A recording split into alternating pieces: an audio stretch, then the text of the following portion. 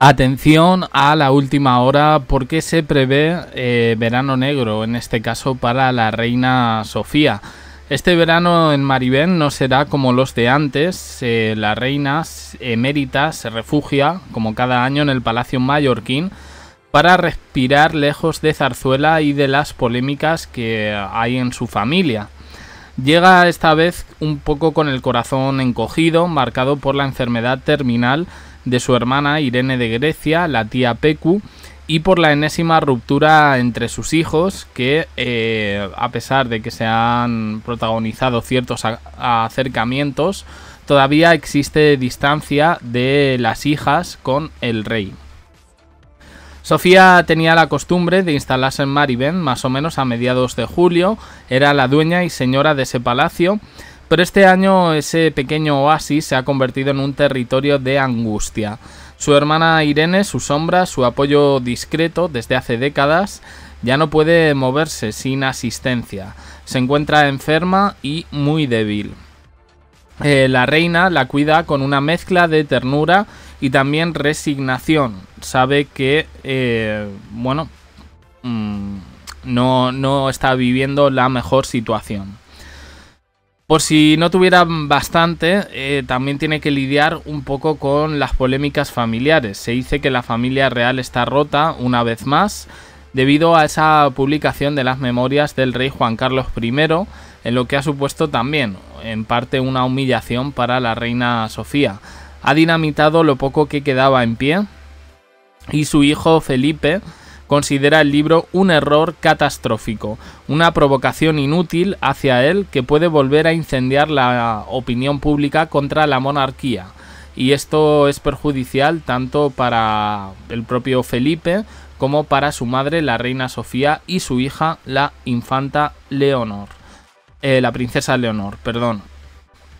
En cambio, Cristina y Elena han decidido apoyar totalmente a su padre en algo que yo creo que no se ha entendido del todo, ese apoyo férreo a Juan Carlos, dejando atrás todo lo que tiene que ver con su madre. Felipe considera esto una amenaza, el hecho de que el emérito siga siendo el referente de sus hermanas, y el resultado es que esto es el principal escollo en la relación que mantienen los hijos de la reina Sofía. Felipe y Elena, por lo visto, llevan semanas sin comunicarse con Cristina, aunque ha habido acercamientos, el contacto es frío y protocolario, y la abuela, como siempre, mediando, pero dicen que ya no la escuchan como antes. Y a todo ello se suman las tensiones latentes entre Felipe y Leticia, y ese matrimonio que, según han confirmado algunos medios o pseudomedios o cuñados de turno, en algún caso juguetes rotos, han dicho que ese matrimonio no existe, que solo actúan de cara a la galería, y de ahí que cada vez pasen menos tiempo en Marivén.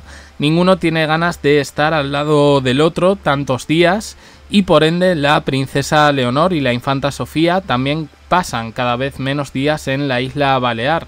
Se va a dar una circunstancia este verano y es que va a ser la primera vez que veamos a Leonor participar en las regatas, en lo que mucha gente ha considerado como una cesión de Leticia. No entiendo yo muy bien esto de cesión, pero bueno. Concluye este artículo diciendo que la reina Sofía vive su vejez en una casa dividida, rodeada de silencios tensos, con su familia cada vez más ausente y su marido en Abu Dhabi escribiendo confesiones. Sofía tiene previsto instalarse allí el próximo 15 de julio, en apenas 12 días, aunque visto lo visto quizá le sale más a cuenta a ella y a su salud emocional quedarse en Madrid. Sofía sabe que este será un verano para aguantar lágrimas y no para celebrar nada. Bueno, yo diría que más allá de las memorias, que ahora vamos a hablar un poquito, porque habla de la relación de Juan Carlos y Leticia y hay cositas interesantes. Tengo la sensación de que este año va a ser menos incómodo que el anterior. El anterior veníamos del Jaime Burgazo, que ya pues prácticamente, entre comillas, se ha olvidado. Pero este viene con las memorias de Juan Carlos I, con todo lo que salió de Bárbara Rey, que ya es verdad, parece que ha pasado un siglo, pero es que no ha hecho ni un año desde que salieran esos polémicos audios, esas conversaciones del todavía marido de la reina Sofía y la vedette. Pero bueno, van adelantando poquito a poco, cuentagotas de las memorias, el libro inminente de Juan Carlos I, con revelaciones sorprendentes. Y es que, aunque se llama Reconciliación, yo creo que se va a apostar un poco por todo lo contrario. Pues, según han revelado fuentes, Juan Carlos va a reconocer que disponía de una máquina profesional para contar billetes en zarzuela, similar a las que se utilizan en entidades bancarias.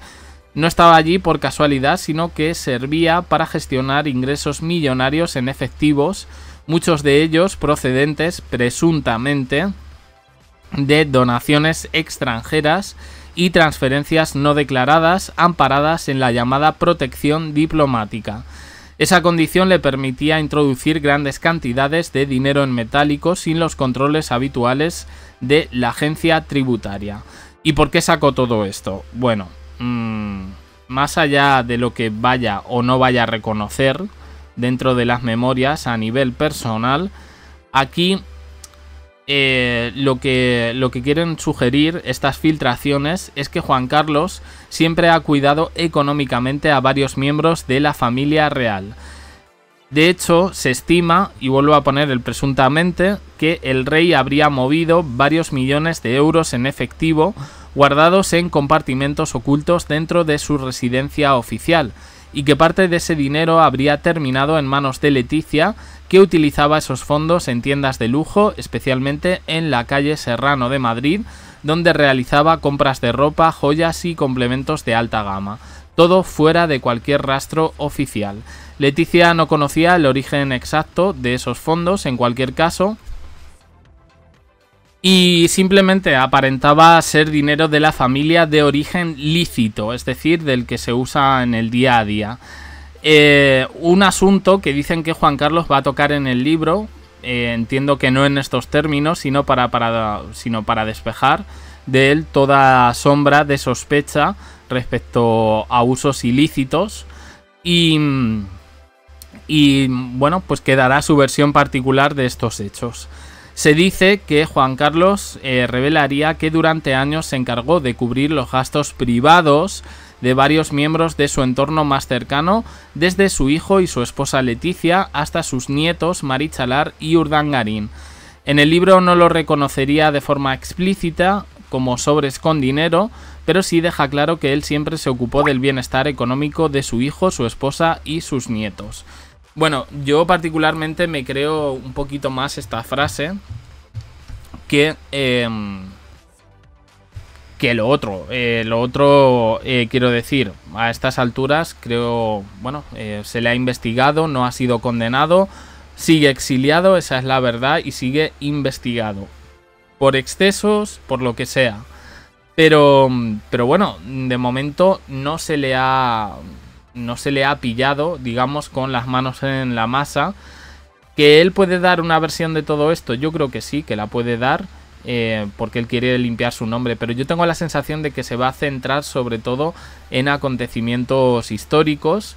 La persona encargada de hacer la biografía, la francesa Laurence Dibray, bueno, pues le ha hecho, digamos, una geografía a modo.